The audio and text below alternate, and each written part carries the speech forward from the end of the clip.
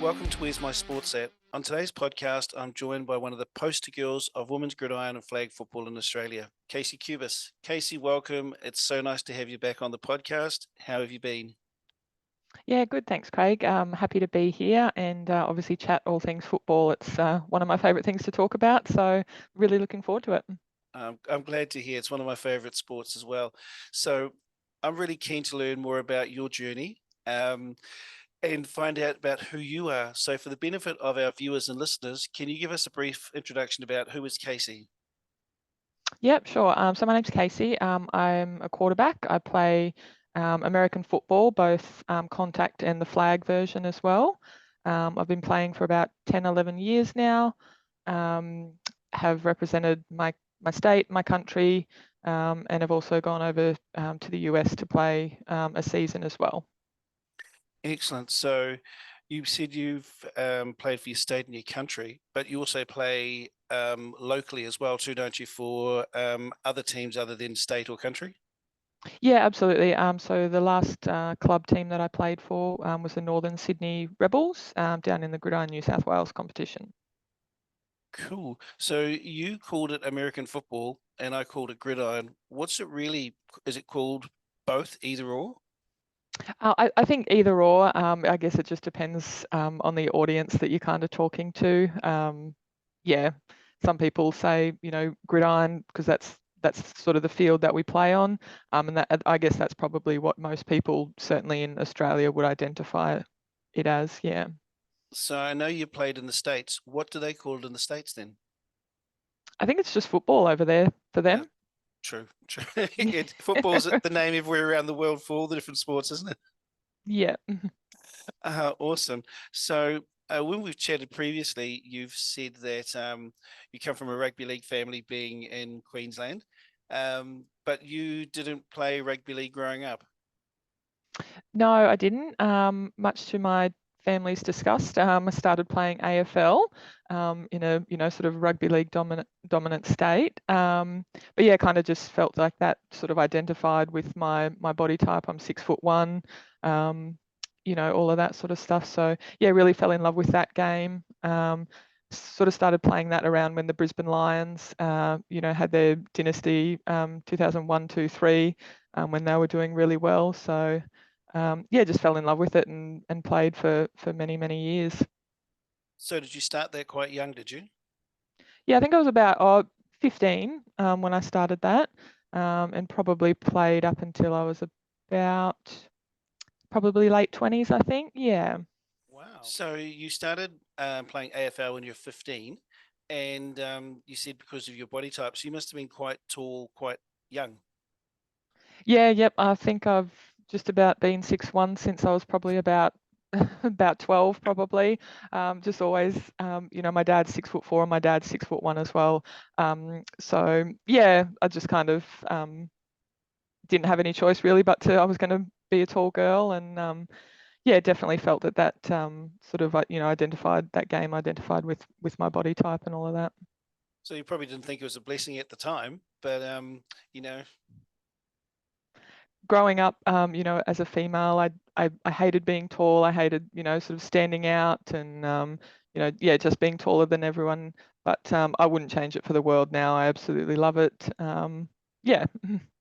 and you were never approached by netball teams or basketball teams when you were at school to come play for them? I did play a little bit of netball sort of growing up. Didn't really, I guess, enjoy it that much. And yeah, funnily enough, basketball is the one that everyone kind of asks, if I play. And I think I've played one game of that in my life, and that was, probably in my 20s. And I thought, well, there's far too much running in this game. It's just up and back, up and back, and yeah, wasn't really for me. That's an interesting thing to say, considering you played AFL, which is a massive field and so much running. Yeah. I guess I mean, it's probably a different type of running. I feel like basketball is very non-stop. Like you are just, at least, with AFL, you kind of get that chance to rest a little bit. If I would usually be playing in the forward line, so you do get that little bit of rest, I guess. Yeah, if the ball doesn't make it your way, does it? True. Yeah. So you went over to gridiron in your mid 20s. or Yeah. you call them late 20s, I'd call it mid 20s. Yeah. Why? That's was it a game you always liked? Why the change from AFL? Yeah, look, I actually didn't know anything about the sport prior to signing up to play. I saw an ad. They were starting a team locally to me here on the Sunshine Coast, and I just thought, it just sounded really interesting. And obviously, pretty much I was hooked. Right from that first practice. I just thought, yeah, this is going to be a lot of fun. And I think just the challenge of learning something completely foreign and completely new. Obviously here in Australia, we grow up, whether it's netball or soccer or rugby or anything like that. It's kind of ingrained in us to know all of the rules and everything, requirements associated with those sports. So just to, I guess, start from scratch and really, challenge myself to learn something new was very appealing for me. For me, it was also, I don't mind obviously a bit of contact sport, playing AFL and all that sort of stuff. So, I kind of thought, that's another, outlet and avenue to, have a bit of fun and see how it goes. You mentioned before that you play for state, country, and are you still playing club or not so much anymore? Yeah, at the moment, there's no club football here in Australia. It's kind of all just wrapped up. The Gridiron Queensland championship game was just a couple of weeks ago, and yeah, the Gridiron New South Wales obviously finished up sort of late last year, and even like the Gridiron West, they had their championship game last weekend as well. So kind of a bit of time for off season here for contact football. And obviously that's sort of, when now our traditional Australian sports, AFL and rugby league and all of that sort of stuff kick up. So yeah, we'll sort of take a back seat for a little bit, but there's plenty of flag football happening all around the country, really, in local competitions, as well as preparations underway for nationals as well. So going back to your position as a quarterback, now Yep. we've chatted previously, you said that you started as a quarterback, but you did a bit of time at wide receiver, but quarterback is the position you prefer? Yeah, I think yeah, as I've sort of progressed through my football career, I think I've definitely settled into the quarterback role. I really enjoy it. It's obviously super challenging, um, but then yeah, I guess playing receiver definitely brings me a lot of joy. It sort of takes the pressure off football. It can be just a lot more fun, a bit more relaxed. Which is always nice to sometimes you get caught up with the pressure of quarterback and everything that brings. So it is nice just to go out and have a little bit of fun and yeah, enjoy football from another perspective. They always talk about, quarterbacks about having to learn a playbook. And when you get a team, they take on a new quarterback, say in the NFL, mid-season, and a quarterback has to learn like a book that's like this thick, in a short amount of time. Is it really like that? Are there that many different plays that you have to learn and memorize? Yeah, absolutely. I mean, there's a lot of the plays, can be the same, across all teams, but it's obviously learning, that maybe they're called something different, or the way that a coach might communicate them to you is obviously completely different. So yeah, there's definitely a lot, there's a lot of similarities between playbooks and this and that. But yeah, certainly. Yeah, I guess it comes down to the communication side of things and how different coaches, get that to their players. So if you look at the attack structure, are there certain, like you said, there's similarities, are there certain sort of main types of attacking structures, and then there's just lots of variations of those? Yeah, pretty much. Yeah, just yeah, you can obviously tag certain things, onto different plays and all of that sort of stuff. So, I mean, I think that's one of the wonderful things about football is just how creative you can get with a playbook, and just seeing. Obviously some coaches are quite traditional and structured and all of that sort of stuff, but then you might get a coach and their creative side just goes wild, and the possibilities really are endless, with what you can do. So can you explain a little bit more? Like you talked about a traditional coach, and then you talked about somebody who's more creative, like someone watching the game, because you know, if there's X, say 5 amount of main types of attack. And within that, you get different variations. Like you might drop one of the defensive line back a little bit and to allow a player to rush through, which creates a gap on the other side for you to pass the ball to. So what do you mean, like, difference between traditional and creative? What's sort of example? Oh, I think like obviously I guess it's all dependent on what the personnel that you have in each team as well, and playing to those strengths. Even like say with flag football, there's quite a lot of trick plays and stuff that you can do, with that, and if you've got two people on your team who can throw the ball, obviously, you can do like a double pass, kind of like we saw in the Super Bowl, for that first touchdown. So, yeah, just kind of, I guess, yeah, it can be very dependent on the personnel that you have, available to you, and then, yeah, like I said, the kind of coaching style, that you have as well.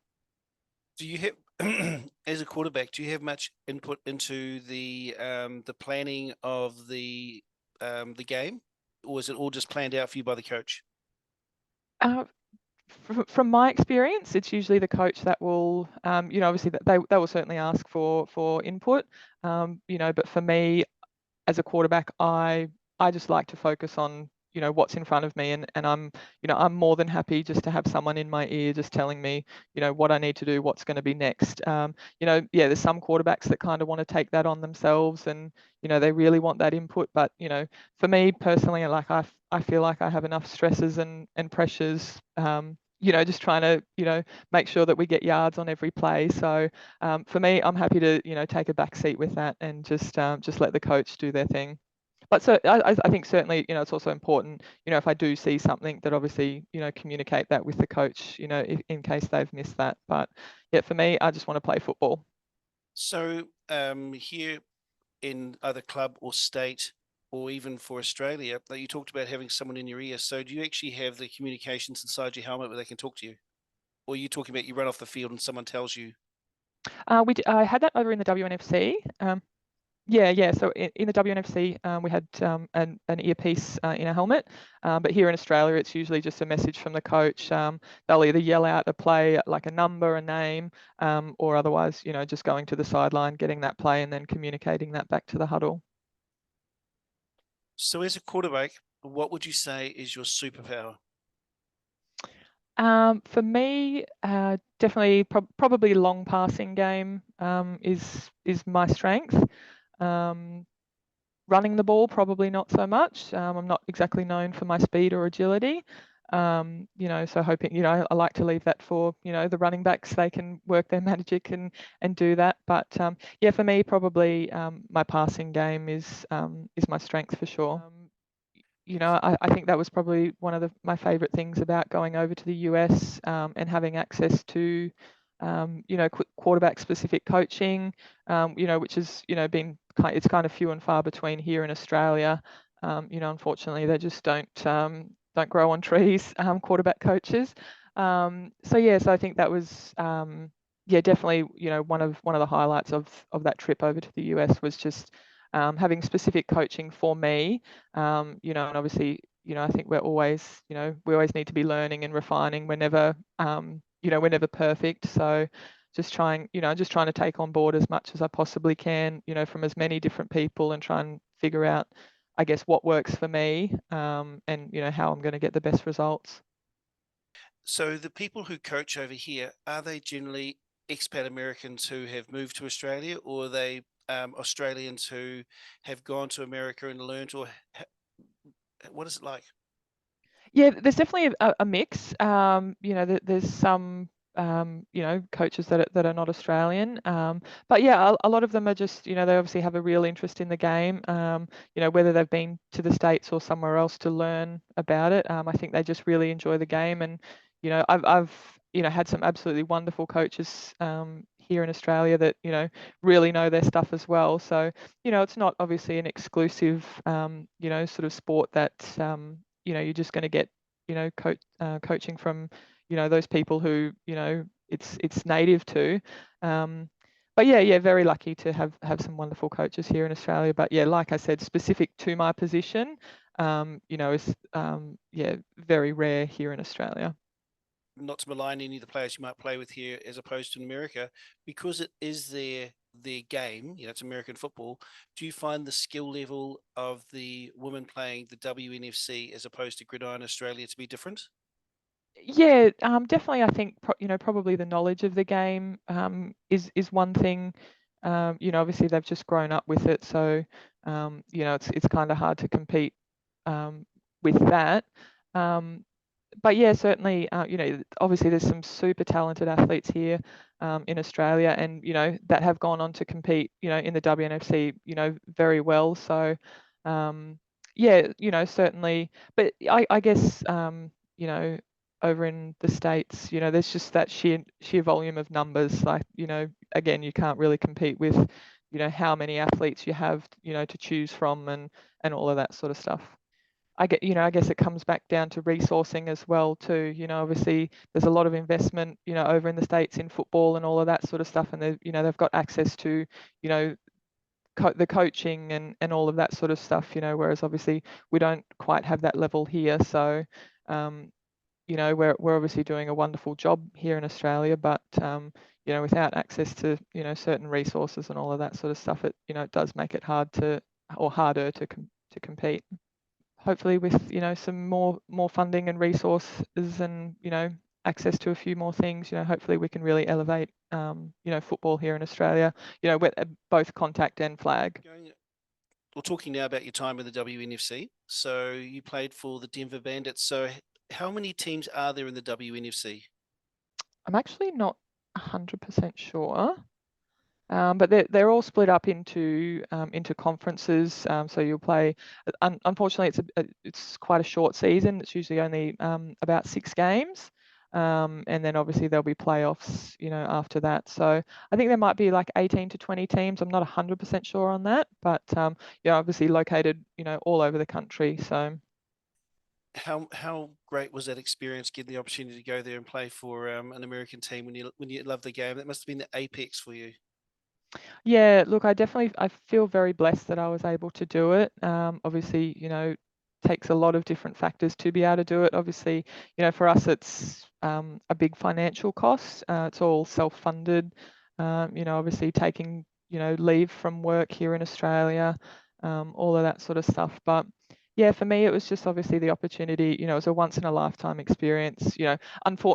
Fortunately, but unfortunately, if that makes sense. Like, I'm very blessed to have been able to do it, but due to that cost, it's probably is only a once in a lifetime kind of thing. So, um, but yeah, definitely I just tried to embrace absolutely everything about that experience. If there was extra practices, I wanted to be in on that. I was there, purely to play football. Obviously, wanting to experience, you know, the other culture and all of that sort of stuff. But for me, football was the main priority, and it was just, yeah, absolutely wonderful experience. So thinking about your game skill and your game knowledge, what sort of percentage increase in that do you reckon occurred just from that 3 months that you spent playing in the WNFC? I definitely feel like I came back just an absolute, like a much better player. Certainly my knowledge has improved as well, but yeah, definitely just having access to all of that different coaching. And I guess I think there's a lot to be said for being able to be a full-time athlete. I didn't have to worry about work or anything like that. I guess you really see an improvement when all your responsibilities is to go to the gym, go to practice, and study football. Yeah, it's really, yeah, you can definitely see a big improvement when that's your only focus. Okay, so you're playing for Denver. So what other teams did you play against, if you can remember, and what places did you go and see while you were there playing? Yeah, so it was great. We had some away games. We headed to Kansas City, so that was obviously interesting. We had another game in Houston, and also Utah as well. And I was also lucky enough to travel to Dallas as well for the All Pro weekend as well. So definitely got to see a lot of the country and a lot of beautiful sights along the way, which was, I guess, an added bonus for sure. And that would be a totally different experience from going somewhere on holiday. Like we've been to the States on holiday, but you're not necessarily interacting with people who are supporters or people involved in a certain sport, but you would have been involved with people who play the game and spend your time around them. Must have really just given you an eye-opening experience about how much the game means to people or how ingrained it is there. Yeah, it really is. And for me, yeah, obviously it was, running into people, and obviously, over there you stand out as an Australian with your accent and all of that sort of stuff. So for me, it was also a really good opportunity to spread the word about women's football because, unfortunately, even though, that is their national sport, a lot of people actually in the country didn't really know that women did play football. So for me, it was a really nice opportunity to, I guess, yeah, spread the word about that as well, which, surprised me somewhat. But yeah, certainly always happy to, have a chat about football and educate people on, I guess the struggles that we go through as athletes, as females, in this sport, having, obviously self-funded and all of that sort of stuff. So yeah. That's Wow. really interesting that you say that. When you're in the States, people were unaware that there was women's football. Were these people just average fans of the game? Were they sort of people who are involved with the game? Because I would imagine that people who are involved with the game would know that there is a women's competition. Yeah, certainly there was kind of a mix of both. Obviously, when we were just out and about, whether that was at the gym or the supermarket, something like that. Obviously, the Australian accent, really stands out. So they would often ask, why are you here? What are you doing here? So obviously, yeah, a lot of people who, weren't necessarily involved in the football side of things, obviously, yeah, just had no idea, assumed, when we said we're here to play football, it was soccer or rugby or something like that. So when we kind of said no, American football, they were just absolutely, gobsmacked. And we met a few people, and they actually came along to games and bought merchandise and all of that sort of stuff. So like yeah, it was really cool from that point of view, I guess, to yeah, really bring people into the game that really had no idea about it otherwise. So, what did you find the attitudes of people were like in the States towards women playing a traditional men's game? Oh, look, they were absolutely all for it. When they actually find out that that it exists, and like, we'd show them a little bit of game film or something like that, and they were absolutely just blown away, by the level of skill. Yeah, for people who really had no knowledge of it, they just thought it was just amazing. So, yeah, again, kind of what I said earlier.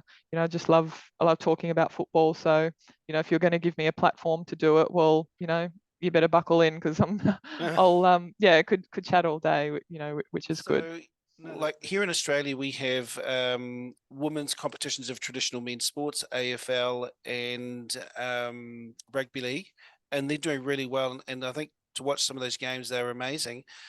Back here in Australia, do you find people look at you strange when you tell you that you're playing American football? Oh, absolutely. It's, again, here they really don't know that it's a thing or, anything like that. I think definitely probably with the rise of flag football, it's obviously, people might know a little bit more about it, but certainly that the contact side of things, they just really have no idea about it. So, again, always, happy to, point people to their local club, even if they, whether they don't want to play or something like that, but just going down to have a watch of it and see what it's all about. Yeah, definitely not well known here in Australia, especially when you're competing, with AFLW and NRLW. Obviously they're doing great things for those codes. But yeah, again, just happy to spread the word of football and hopefully draw more people in, whether that's, volunteers, players, coaches, spectators, fans, anything like that. So before you went to the States to play over there for the Denver Bandits, did you know much about the competition or the players? A little bit. I'd had a few of my teammates, both current and former, had also gone over to play in the States as well. So obviously, following their journey and watching their games, you obviously get a good feel of, what the level of competition is going to be like, and how you might fit into that league or the certain team that you go into. So yeah, definitely, there's obviously been women before me who have gone over and and achieved wonderful things as well. So yeah, definitely just enjoyed sort of watching all of that, and hopefully it gets to a stage where more women can go over and do that sort of stuff. But yeah, unfortunately at the moment it's when money is the deciding factor, it really restricts what a lot of people can do. I suppose it's a passion for you, isn't it? So it's something that was, like you said, a once in a lifetime experience. But I think sometimes the downside of once in a lifetime experiences is that once you've experienced them once, you don't want it to be once, do you? Yeah, and I think for me that was the toughest thing. Obviously, when I got over there, I didn't really know what I was, how I would fit into the team, or whether I would, even get, there's no guarantees when you go over there, so they're not obligated to put you on the field. So if you're not good enough, you'll sit on the bench for the season. So obviously it's a big investment to make for, obviously no guarantees, and I'm, more than happy to, work hard for it and, and fight for that spot in the team. But yeah, it is hard when it's, when it's, once in a lifetime. Like I kind of thought, towards the end of the season, I felt like I belonged, at that level. I was, really finding my groove and all of that sort of stuff. And then, yeah, to kind of not be able to go back and do that again is obviously is pretty tough. But who knows what the future So holds. it must have been a bit of a learning curve. When you play I imagine that you play here, well, you do play here in Australia, you get to know who the other quarterbacks are that you're coming up against, and you got a bit of history. Going over there, you wouldn't have known or did you know the quarterbacks you're going to be coming up against? Had you done a bit of research on them on YouTube, or did you know of them? I didn't really know of them, but and obviously with women's football, we don't have a lot of access to public film and all of that sort of stuff. So it can be kind of hard to, I guess, do your research and your scouting, from all the way over here. But like I remember being so incredibly anxious before my first practice over there. I didn't want to go because I thought, God, what am I going to do? Am I going to embarrass myself here? But obviously, I guess you just push that aside and just, you know, hope that, everything that you've done, all the hard work that you've put in, will be enough to, you know, earn you that starting spot. That's really interesting. I had just assumed that you were going over there as almost as though they had asked you, but it sounds as though you actually applied to them to come and play for them. Yeah, so I was, a friend of mine, Amanda, who's living in WA now, actually. She was originally going over, to the team, and she kind of asked me if I wanted, if I'd like to go along. And I guess I did get invited, by the Bandits, but yeah, it was certainly, there's just no guarantees. Obviously it's a big commitment for them to give you a roster spot, um, and all of that sort of stuff. So yeah, I guess, yeah, just trying to make sure that you as absolutely prepared as you can be to head over there, and to the great unknown, I guess. Originally I was, actually probably going over there as a wide receiver, but due to a few personnel, changes, they, asked me to try out at quarterback, which I did, which obviously turned out really well. So yeah. That's pretty cool. I didn't realize that you were going over there as a wide receiver. I just assumed that they knew your caliber as a quarterback and you were going over there. But to go over there initially as that and end up playing quarterback, you must have been a bit of a standout. Yeah, it was certainly, I think for me, I hadn't actually played quarterback in probably about 5 or 6 years, prior to going over to Denver. So obviously there wasn't, not a lot of film of me playing like recent, film of me playing quarterback. Um, and yeah, like I said, due to a few personnel changes, slotted in there, and yeah, obviously just had a blast, sort of, learning everything and fitting into the team.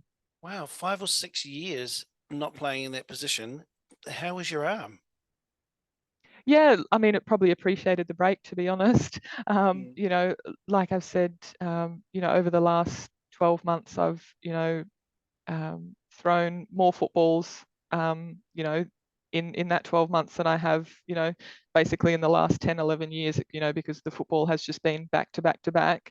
You know, so it's coping really well, not having any problems with it, which is good. You know, just trying to do all the right things and make sure I look after myself, you know, as I do get older, unfortunately. So playing against these other teams, or should I say, playing against other quarterbacks, even though you're not both not on the field at the same time, how do you find yourself measuring up against a player who you're actually not physically competing against at the same time? Yeah, it's kind of hard. I mean, I think, you know, for me, sometimes I feel like I get stuck, you know, comparing myself to other people. And then, you know, at the end of the day, I've got to, you know, take myself out of that mindset and just go, well, I'm just here, you know, to do the absolute best, you know, that I can. And obviously, you know, making sure that, you know, when I'm put in at practice, you know, for any reps that I get, that, you know, that's game day, and, you know, every opportunity that I get is an opportunity to prove myself, you know, to the coaches and the, you know, whoever's going to, you know, pick that spot, you know, that I'm going to be the best person for that. So you didn't know who the other quarterbacks were in the competition before you went over. At the end of it, you would have known who they are. Do you have any faves that you played against, or you're a fangirl of?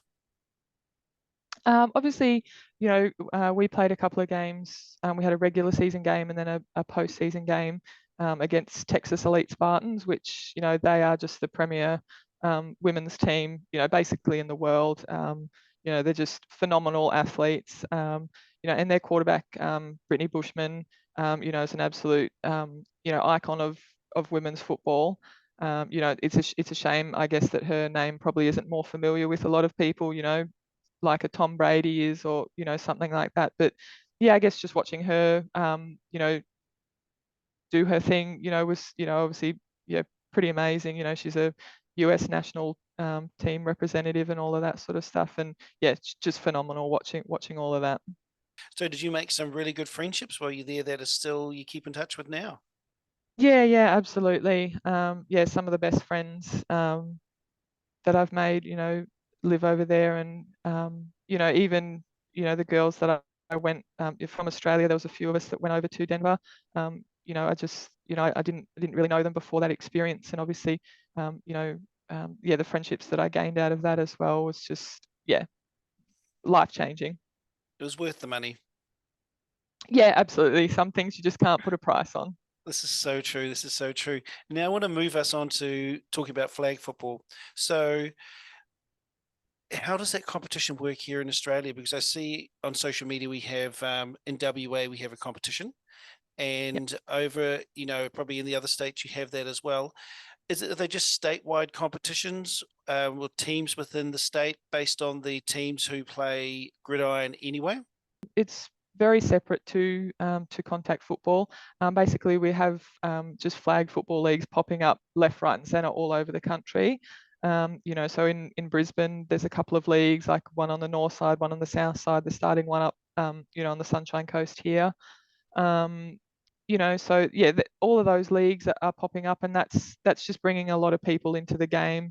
You know, that haven't played contact football, that, you know, have no interest, you know, in contact, which is obviously, you know, everyone's right. They don't necessarily crave that aspect of the game. You know, so for me, that's been, you know, wonderful to see. Obviously, you know, there's heaps of kids wanting to play. You know, given that there's, you know, that dream that LA 2028, you know, is a possibility. So yeah, it's just really good to see just lots of local competitions popping up. And then obviously, in a couple of months' time, we've got our national competition, which will be held in Brisbane, which is really exciting. So looking forward to seeing, you know, teams from all around the country come on down. And yeah, we had, you know, had a competition that was sort of like a nationals last year, but it was only like quite small. So yeah, this year I think, you know, it's going to be good. I think there's going to be teams from WA, the Northern Territory, Tasmania. So it's, you know, not just, it was kind of a bit more East Coast last year. So yeah, really looking forward to, I guess, seeing teams from all over the nation come here to Brisbane and put on a show. So they're not going to be state teams. They're going to be like club teams from like WA. So it might be multiple all coming over. No, this will be state teams. So it'll be like a state of Yeah, origin flag football. yeah. Ooh, who's going to win? Oh, look, I mean, I can't. I'm a Queenslander, so I'm Queensland in the men's and women's. Thank you. So you talked about LA 2028 for flag football. Is that just it'll be a men's and women's team, won't it? So it'll just be the one team from each, and they'll be the top teams. Yeah, look, and I'm not quite sure how it would work, but obviously I mean, like with anything, you have to qualify. So obviously, over the next few years, for us here in Australia, we're going to be putting a lot of emphasis on, obviously developing, our players and all of that sort of stuff. We're, going to have to qualify through World Championships and World Games and all of that sort of stuff. So, it's going to be a long, hard road, if we can get there, but yeah, certainly, it's nice, I guess, just to have that little carrot just sitting there, and hopefully drawing a lot of people to the game. Wow, that's a lot of work between now and then, isn't it? Yeah, like it's obviously a long period of time, but so basically, we've got nationals coming up in May, for flag, which will be fun. And then from that, they'll select a national team, both men's and women's, who'll compete in the World Championships in Finland later in the year. So yeah, lots of exciting stuff in the flag world. Absolutely. You're currently there in the Australian women's flag team, aren't you? Yeah, I mean, I guess we don't really have a team as such at the moment. We're sort of not. I guess like in a competition at the moment. So, basically, from nationals that'll be picked. So, hopefully I'll be aiming, for that spot again. Absolutely. Because I saw a video of you playing in the Australian colours, playing flag in Malaysia. Yeah, that's correct. So that was our late last year. We had our first international tournament for flag football, which was great. We was the Asia Oceania Cup. We're playing teams from like India, Japan, Thailand, Indonesia, all of that sort of stuff. So, and we're lucky enough. We'd only kind of had a couple of days practice as a team together, and ended up finishing that tournament with a silver medal, which was pretty cool experience. That's some random countries that you wouldn't expect to be playing a game associated with American football. Yeah, and it's I think a lot of those countries, have actually been, playing as a nation for a number of years now. So, for us, it was such a great opportunity to, I guess, see where we kind of sat. Obviously with limited experience, as a national team, to kind of gauge where we were at. Obviously, we came up against Japan in the final, and they were just incredible. I think they're about number 6 in the world. But certainly in that gold medal game, we held our own against them, which was really good. With flag football, it's definitely, there's different benefits, to being different sizes. Like, as an Australian team, we were giants among all of these countries, quite small. So, there's obviously benefits to, our size, but then, probably when we might not be so quick as and agile, as those other teams. So definitely, definitely benefits, to sort of both. But yeah, the Japanese, they were clinical. You can see that they have been, training as a team for quite a while together, and they were just incredible to watch, to be honest.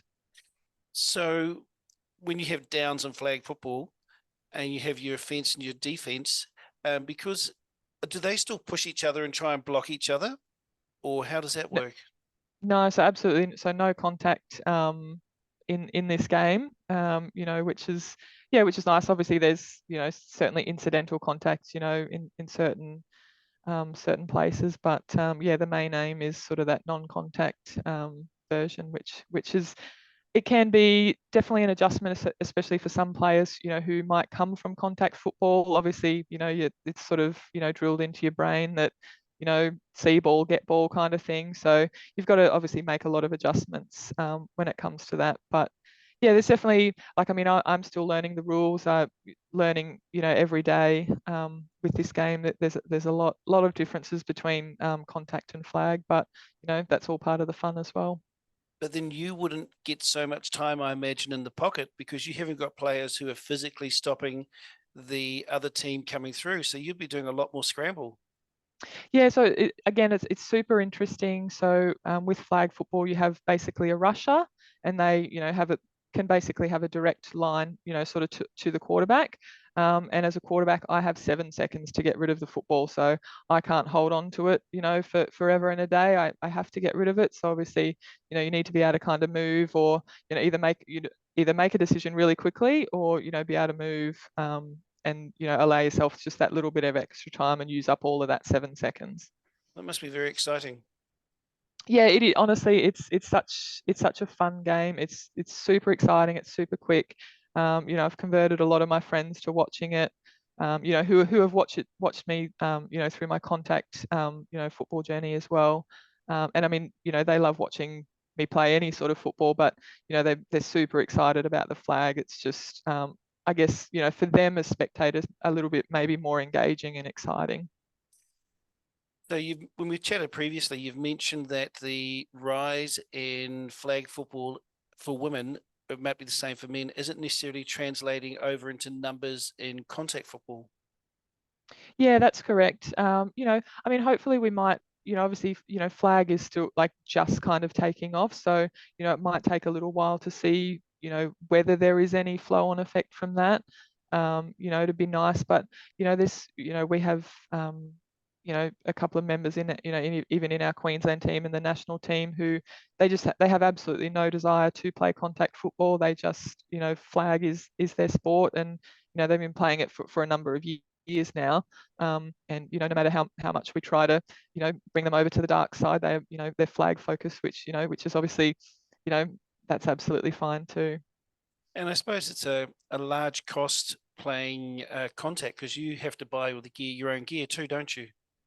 Yeah, I mean, it can be sort of dependent on, which team you play for. Some places, you can just hire the gear for the season, so you might not have to, have that initial big outlay of equipment costs. So, yeah, I mean, obviously, I know our local clubs try and keep those costs down as much as possible because it is such a factor.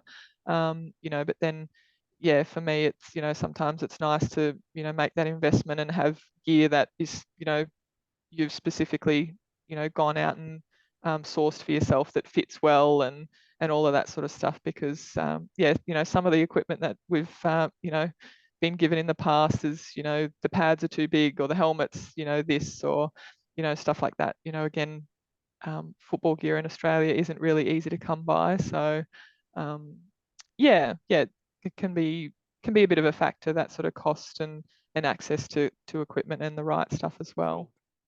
Okay, so my next question for you is what has been the biggest challenge, could be personal or otherwise or physical, that you have faced playing American football? I think for me personally, when you get to that higher level, obviously cost is always going to be a factor. Whether it's, obviously going over to the US or even representing your country. Unfortunately, it is all self-funded. So I guess, making sacrifices in that area. And yeah, it certainly comes at a big financial cost. The other thing probably is, often, with football, I've found I've traveled a lot. The commitment to practices and all of that sort of stuff. Obviously, you can miss out on a lot of things in your personal life. Special occasions. Doing things with your friends and family, all of that sort of stuff. But like, while it can be kind of hard at the time to miss out on those sorts of things. I certainly wouldn't change anything, that I've done. And, I'm just going to keep doing this as long as my body will allow me, and just, embrace that. And, hopefully, once football's over, really, I guess, enjoy, those moments with friends and family. Oh, that's What do you think your crowning achievement in American football has been? There's probably a couple of things that come to mind. Obviously, heading over to the US and playing football, where it kind of originated, was just incredible. Like I said, once in a lifetime experience. But then, also, yeah, representing my country as well, both in contact football and flag football. I was lucky enough to be a member of the first ever Australian contact team back in 2017.